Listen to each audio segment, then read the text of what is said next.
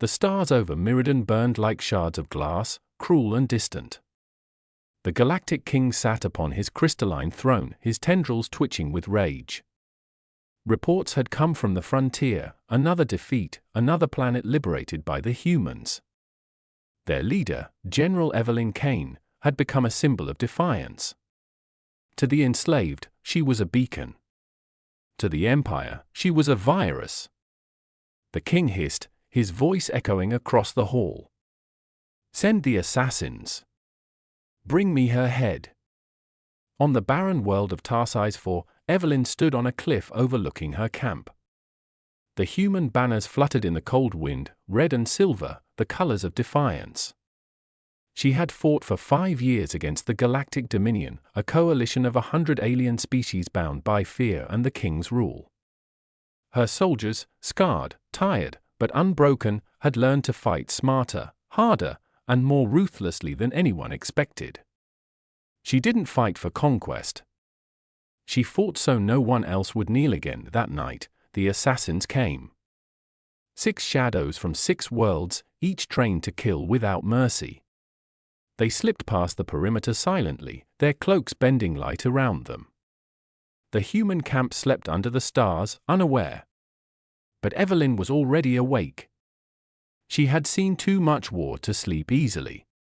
She stood in the command tent, sharpening her blade, when she felt it, the quiet disturbance of intent. The first assassin struck from behind, his blade a whisper in the dark.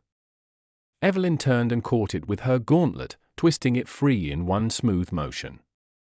The alien's eyes widened, his throat crushed before he could cry out. She spoke softly, "You're good. But not good enough." Outside, chaos bloomed in silence. 2 more assassins approached from the shadows, one slinging a toxin dart, the other charging with twin plasma blades. Evelyn ducked low, her movements calm and precise, the way only a soldier who had accepted death could move. She disarmed them both, left one bleeding and the other broken. She did not kill quickly. She made them understand fear, the same fear their masters spread across the stars. The final assassin, a shapeshifter from the RYN caste, tried to plead when her disguise failed. "We were ordered," she rasped, her voice trembling. "The king demands your death." Evelyn stared at her, eyes cold as the void. "Then deliver him a message." By dawn, the human camp was silent again. Soldiers emerged to find 6 covered crates outside the command tent, sealed and cold. None spoke, but all knew what was inside. Evelyn gave the order to prepare the ship Resolute.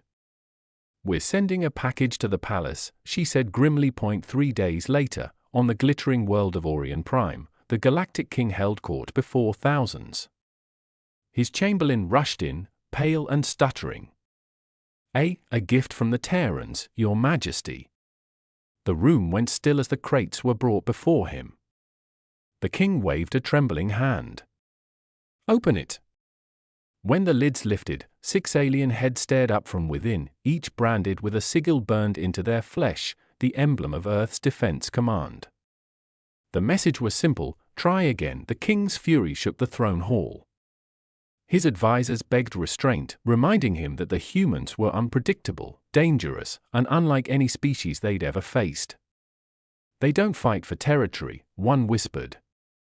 "They fight for principle. That makes them impossible to break." But the king could not hear reason. He declared total war upon humanity. "Burn their worlds," he commanded. "Erase their name." The order rippled through the galaxy like a storm. Armadas mobilized.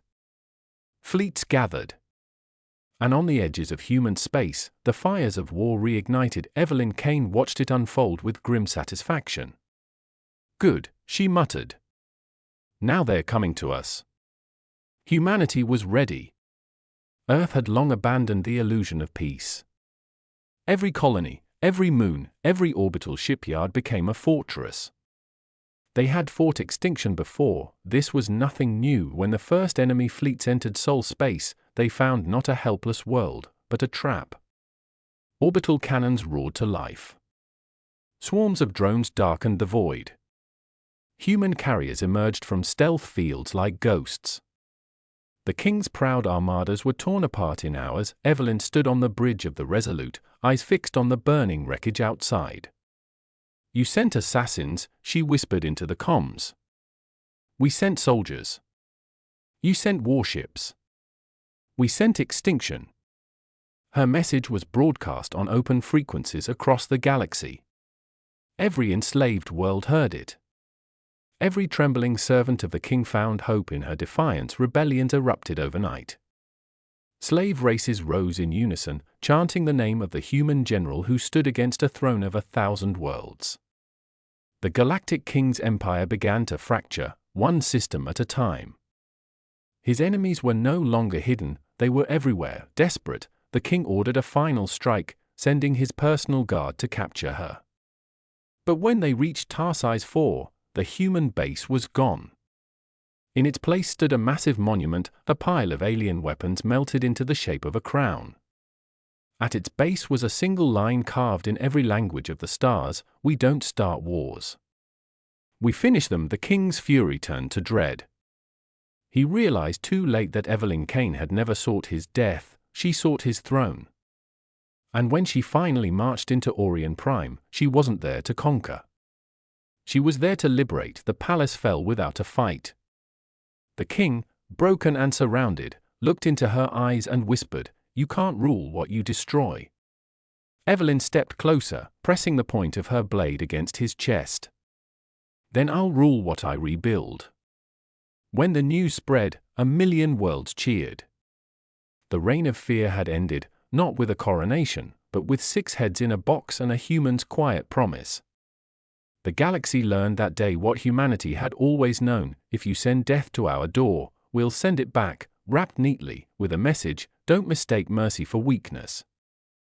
The fall of Orion Prime sent shockwaves across the stars. Every Dominion outpost, every slave world, every vassal planet that once trembled under the King's banner now whispered the same name: Evelyn Kane. To the downtrodden, she was the voice of vengeance. To the broken, she was hope made flesh. And to the powerful who had fed on fear, she was the herald of reckoning. The galaxy had seen conquerors before, but none like her, none who rose not to dominate, but to dismantle. In the aftermath of the King's execution, the palace was left silent, its great halls echoing with the ghosts of arrogance. Evelyn refused the title of monarch. "Humanity doesn't need another throne," she told the new Galactic Council forming in the ruins. "We need balance. Justice. Accountability." The former slaves of 1,000 worlds looked at her as if she were a goddess, but Evelyn knew better. She wasn't divine. She was tired. Her advisors begged her to take the crown. They feared chaos, they feared revenge. But Evelyn only smiled. Let them govern themselves. The galaxy's been ruled by fear for too long. She stepped aside, letting the liberated races form their own governments. Yet she stayed in orbit, always watching, her fleets guarding the fragile newborn peace. The Terran Federation, once a small coalition of desperate survivors, became the guardians of the stars. Humans no longer expanded by conquest, they expanded by invitation. Every world that joined the Federation did so willingly, inspired by the legend of the woman who sent death back to its sender. Still, peace was fragile. Old wounds ran deep. Not everyone was ready to forgive humanity's wrath. In the dark corners of space, remnants of the old Dominion gathered, plotting revenge. The humans think themselves gods, hissed a surviving noble. Let's remind them they bleed. Evelyn knew it would come. She'd studied history, peace never lasted when pride still lived. So she prepared. She formed the Vanguard, a new branch of the Federation's defense force, comprised not only of humans but of every species once enslaved. "We defend together," she told them. "Because divided, we fall. Together, we end the cycle." The Vanguard became legend in its own right. Soldiers from dozens of worlds trained under human discipline, learning the brutal efficiency that had terrified their former masters. They didn't fight for planets, they fought for the right of every world to choose its own destiny. Under Evelyn's command, they became the sword and shield of freedom, but even heroes can fade. Years passed, and Evelyn's hair turned silver. The scars on her body told a story no monument could capture. The galaxy hailed her as a saint, but she hated that word. "Saints forgive," she once said. "I don't." One day, as she walked through the rebuilt capital of Orion Prime, she saw children playing under a sky that once burned with fire. They laughed without fear, without knowing the cost of their peace. And for the first time in decades, Evelyn smiled. Maybe, she thought, this was enough, yet the universe is never done testing its champions. From the outer rim came strange signals, encrypted, rhythmic, human in origin. But they weren't from any known Federation ship. When decrypted, the message was chillingly simple: he was not the last king. Evelyn felt the old chill of war crawl back up her spine. Somewhere beyond the mapped systems, something was stirring. She summoned her old crew, veterans who had fought through fire and void with her. "If there's another throne rising," she said quietly, "we'll tear it down before it learns to stand." The Resolute was recommissioned, its hull reforged with newer alloys and older scars. The crew took their stations, some grey with age, others young enough to know only the legend. As the engines ignited, the ship's AI spoke with a tone of nostalgia. "Back to war, General." Evelyn smirked. "Back to work." The new enemy wasn't like the Dominion. This one hid behind ideals of unity and peace, a shadow empire claiming to restore order where chaos spread. But Evelyn saw through it. "Every tyrant starts with those words," she told her officers.